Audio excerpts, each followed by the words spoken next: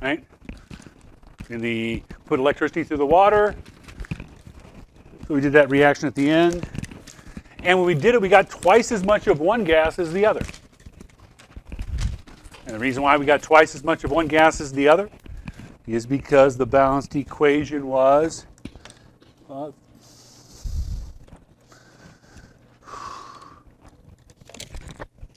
it does here. Fell apart into its hydrogen and oxygen. Hydrogen gets a 2, oxygen gets a 2. And in order to balance it, I have to put a 2 in front of water and 2 in front of hydrogen. So that means every time I make an oxygen, I got to make 2 hydrogens. So that when I separate into oxygen and hydrogen, I'll make twice as much hydrogen as I do oxygen. And we saw that with the volumes. And that's what happens when you have a binary compound, just 2 elements. It falls apart into its elements. So, what would this make? If you heat mercury 2 oxide,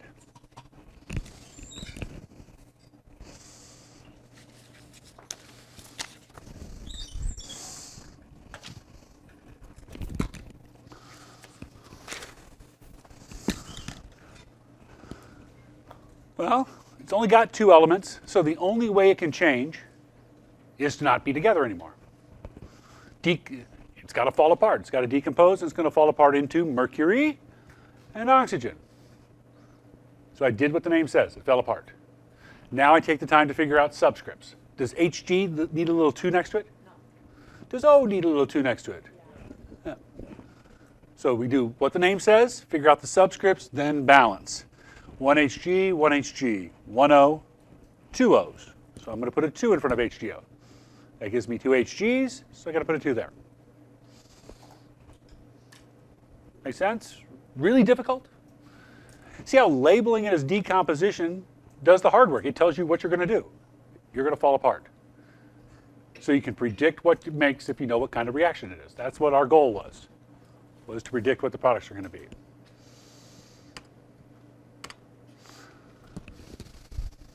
Okay. Now, if the compound has more than 2 elements,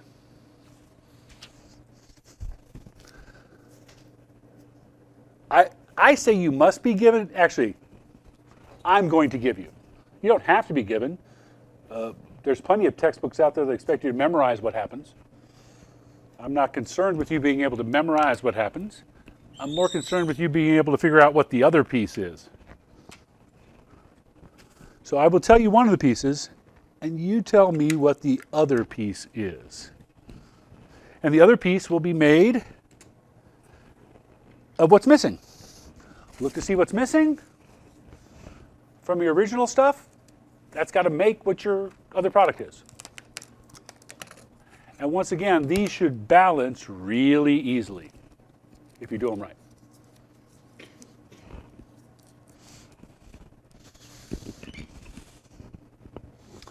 See, what do you mean I got to figure out what the missing part is? Here's a decomposition of something that's got more than 2 capital letters in it. Okay.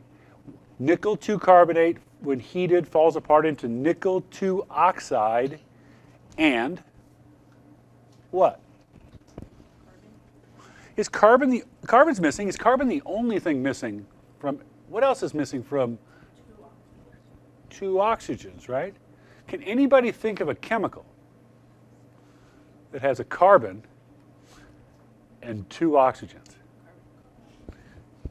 Yeah, carbon dioxide. Ta-da. See what I said about it's made, oh, then we have to balance it. That was hard. Right? 2 H's, there are 2, 1 N, 1 N, 1 nickel, 1 nickel, 1 carbon, 3 oxygens, we're done. What about when H2CO3 decomposes?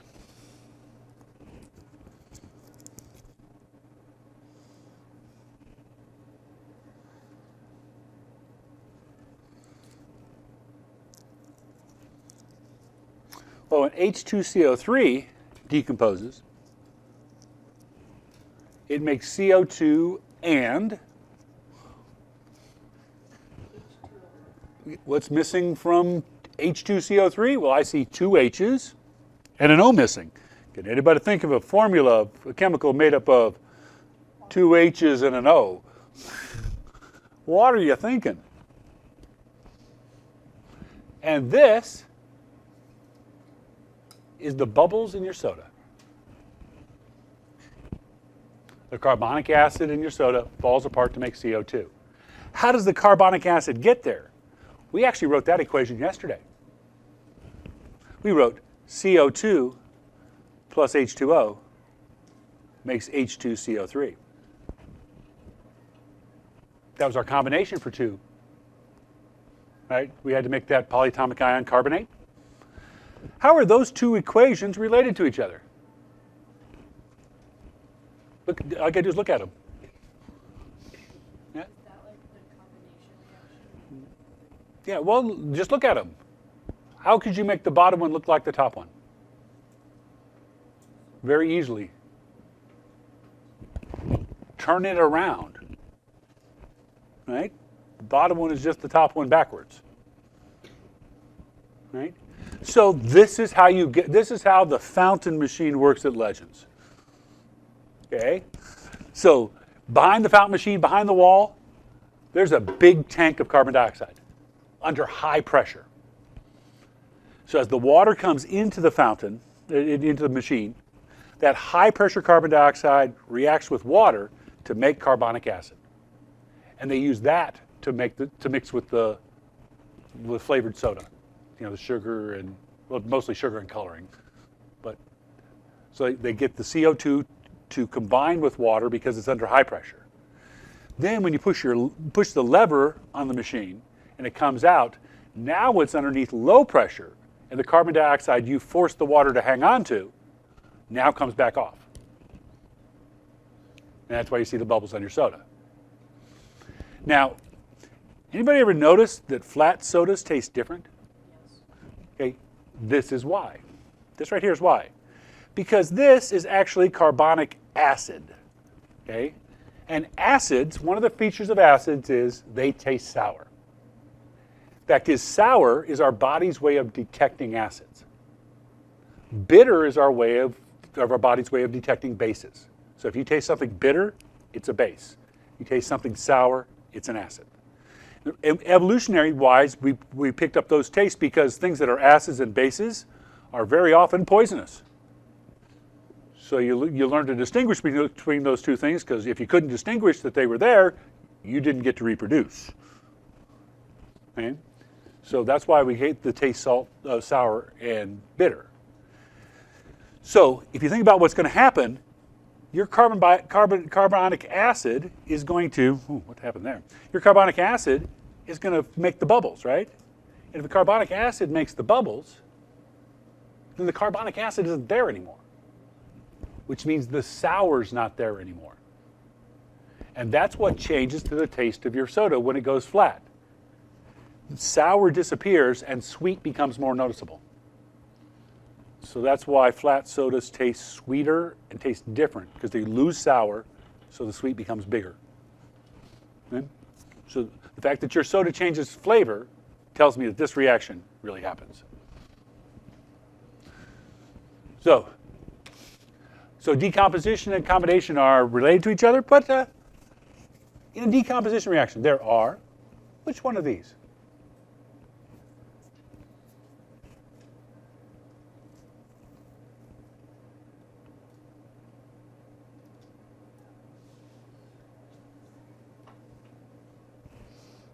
Hey, if you just know the word decompose,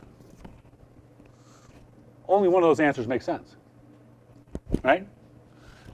Decompose means fall apart. Only one of those describes something falling apart, right?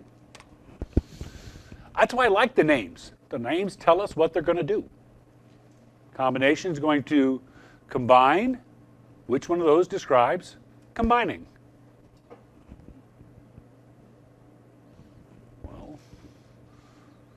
When you combine things, you end up with fewer than you started.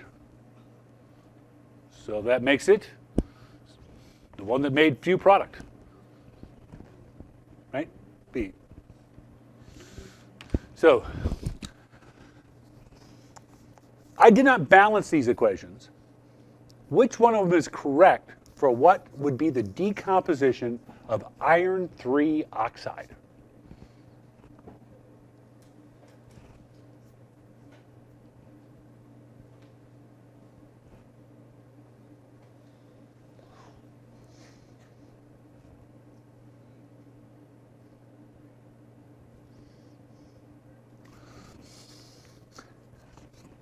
So first, we probably need to figure out what the right formula was for iron 3 oxide. So iron 3 oxide means Fe with a 3 plus charge, oxide with a 2 minus. You do the crisscross, you get Fe2O3. So that eliminates C and A. Then it's decomposed, so it falls apart into its elements. What? Okay, so the elements are going to be iron and oxygen. Can we eliminate any of those based on iron?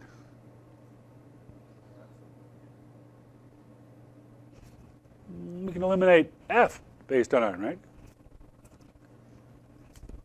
Does iron get a little 2? Is it on our list of little 2s? No, so we can eliminate F. So now I know what's the right formula for oxygen? Yeah, E.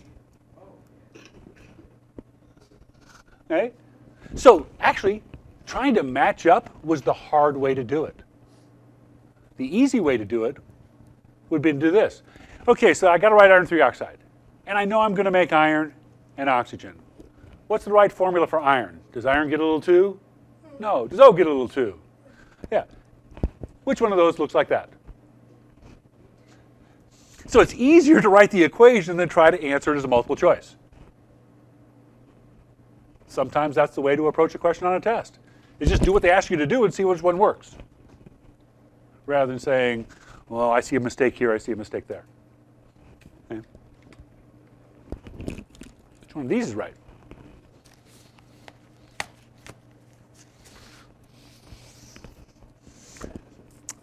Well, the difference is not barium.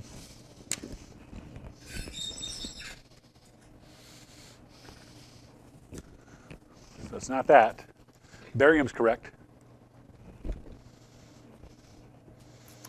The easy way to do it is not to do it multiple choice. We can do the multiple choice. Ba is the right formula. Which one of those has the right formula for nitrogen? Well, look, I got nitrogen with one N, nitrogen with two N's. Which one's the right formula for nitrogen? Two N's. Nitrogen is diatomic. So A, C, and E are incorrect. Okay? On the other side, I just have to decide what's the right formula for the compound I make. Well, barium is in group 2A, so it's 2 plus. Nitrogen's group 5A, 3 minus. Crisscross. Which one of those has Ba3N2? D. One of these things. Really hard? No, this is really just applying formula writing. We just got to write the right formulas. It's back to what we did last week. So when we're writing equations, we're practicing writing formulas that we learned last week.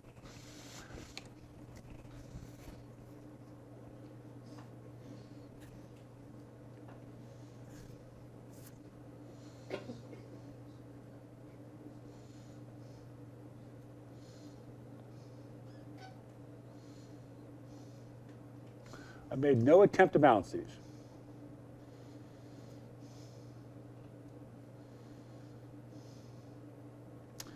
The answer is it's the one that's the easiest. Say, what do you mean it's the easiest? Well, how many H's do I have? Two. How many S's? One. How many O's? Three. Which one's the best choice?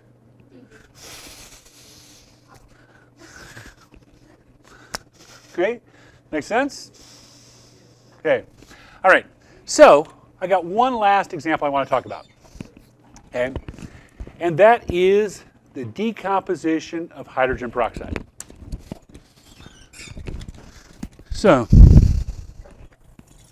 rinse this out because I used it last period. Okay, now hydrogen peroxide decomposes all by itself. Light speeds it up.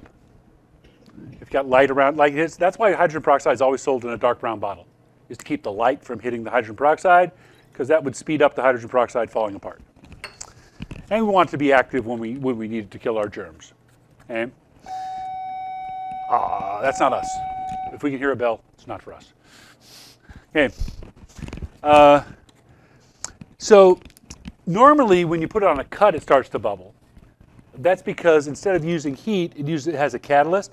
And I'm going to add a catalyst instead of blood. I'm going to use a catalyst, manganese 4 oxide. So that's going to speed up the decomposition of this. So let's speed up some decomposition.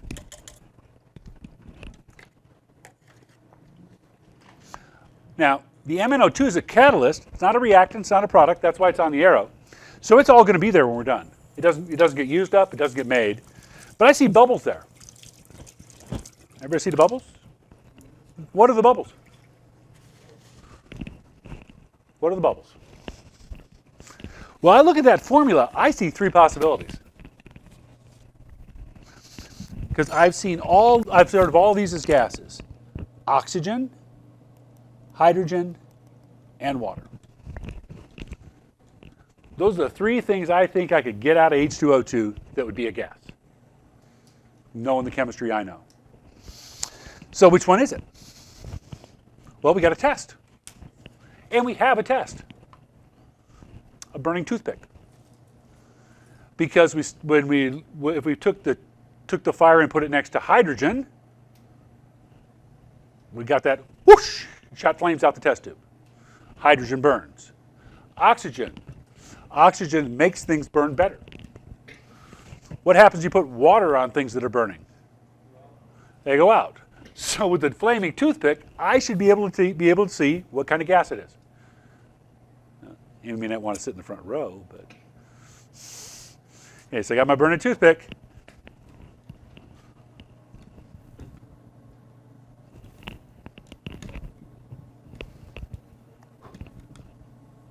Oh, I blew it out too far. Got too cold.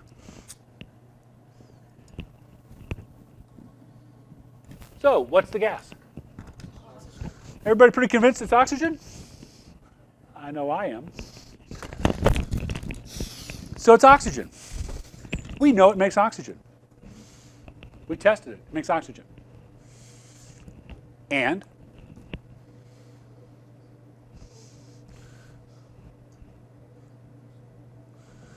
now, what else is it going to make? Is it going to make H2? Did that make H2? No, because we didn't have any flames shooting out, right? So it didn't make H2. We know it made O2, and we know there had to be some H in it. What could have come out of there that had hydrogen in it that didn't shoot flames across the room?